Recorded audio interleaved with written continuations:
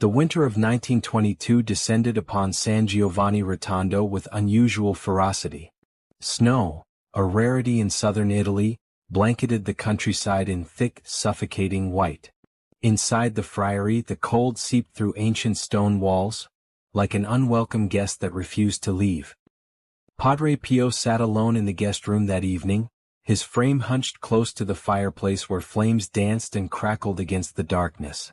The warmth barely reached beyond a few feet, but it was enough. His hands, bearing those mysterious wounds that had marked him for 4 years now, rested gently in his lap as he prayed. The silence was profound, the kind that only comes after heavy snowfall, when the world seems wrapped in cotton and even sound itself struggles to escape. He didn't hear the doors open. He didn't hear footsteps approach. One moment he was alone. The next, an old man sat beside him. Padre Pio's head snapped up, his prayer interrupted by the sudden, impossible presence. The man wore a cloak of the old style, the kind southern Italian peasants had worn for generations, heavy and dark and practical. His face was weathered, creased with lines that spoke of hard labor and harder years. But it was his eyes that stopped Padre Pio's breath. They held something ancient, something that didn't quite belong to the world of the living. "Who are you?" Padre Pio demanded, his voice sharp with confusion. "How did you get in here?" The friary doors were locked. They were always locked at this hour. The snow outside was undisturbed. No one could have entered without someone noticing, without leaving tracks, without making sound. The old man's voice, when he spoke, carried an echo, as if it came from somewhere far deeper than his throat. "Padre Pio, I am Pietro di Maro, son of Nicola. They called me Precoco." He paused, and in that pause Padre Pio felt the temperature in the room drop despite the fire's warmth. "I died in this very friary on September 18, 1908. In cell number 4 when this place still served as a poorhouse." The old man's words came faster now, urgent, desperate. "One night I fell asleep in bed with a lit cigar. I didn't mean to. The mattress caught fire.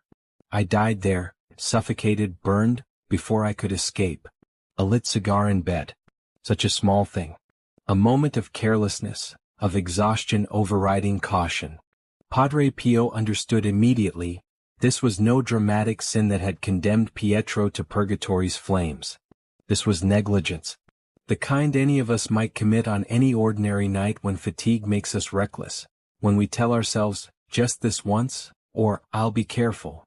How many of us fall asleep with dangers we've grown comfortable with? Not just lit cigarettes, but sins we've normalized, vices we've domesticated, spiritual fires we think we can control?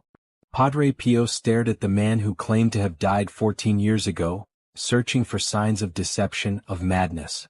But the stranger's face held only anguish. "I am still in purgatory, Padre. God has permitted me to come to you to ask for your help. I need a holy Massachusetts. Just one mass offered for my liberation. Please." The word "please" hung in the air like smoke. Something in Padre Pio shifted. Fear gave way to compassion, confusion to purpose. This was why God had given him these wounds, this burden. Not for his own sake, but for souls like this one, trapped between mercy and justice, suffering for sins that had been forgiven but not yet fully purified. "Rest assured," Padre Pio said firmly, rising to his feet. "Tomorrow morning I will celebrate Mass for your liberation. I promise you this." Relief flooded the old man's face, a transformation so complete it was almost painful to witness. Padre Pio gestured toward the door. "Come, I'll see you out." He didn't think about it, didn't remember that the door should be locked, that no one should be able to leave any more than they should have been able to enter. He simply walked to the heavy wooden door, turned the lock and pulled it open. Moonlight spilled across the courtyard, transforming the snow into a sea of silver. The beauty of it struck Padre Pio even through his confusion. He watched Pietro di Maro step out into that luminous landscape, the old cloak dark against the white ground. "Go in peace," Padre Pio said. The old man took 3 steps. And vanished. Not walked away. Not disappeared around a corner. Simply ceased to exist, as if he had been erased from reality itself. One moment a solid figure trudging through snow, the next, nothing. The snow where he had walked remained undisturbed, unmarked by any footprint. Fear crashed over Padre Pio like a wave. His hands trembled as he slammed the door shut, locked it, stumbled back into the guest room. The fire still burned. The chair where the old man had sat was empty. His heart hammered against his ribs so violently he thought he might collapse. He had just spoken with the dead. A soul from purgatory had visited him, had sat beside him, had asked for help. And he had promised. The next morning, despite exhaustion and lingering shock, Padre Pio celebrated Mass for Pietro di Maro, nicknamed Precoco. He never saw the old man again. But doubt gnawed at him. Had it been real? A vision? A trick of his tired mind? Days later, he confided in Padre Paulino, describing every detail of the encounter. Together they made their way to the town hall, two friars on an unlikely mission. The clerk looked puzzled when they requested death records from 1908, but he retrieved the dusty volumes nonetheless. They found it. September 18, 1908. Pietro di Maro. Cause of death: burns and asphyxiation. Location: room number 4, Friary poorhouse. Every detail matched. Every impossible word the old man had spoken was documented in faded ink in an official register. Padre Pio stood there, staring at the proof, and understood that his life would never be simple again.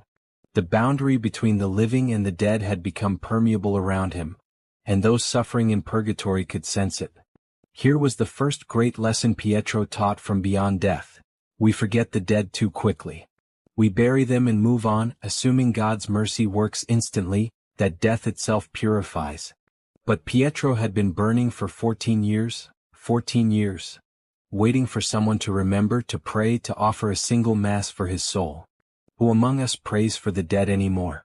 We attend funerals, we offer condolences, and then we return to our lives as if the deceased have simply ceased to matter. But they wait. They suffer. They need us desperately, and we forget them with stunning efficiency. They began to come more frequently.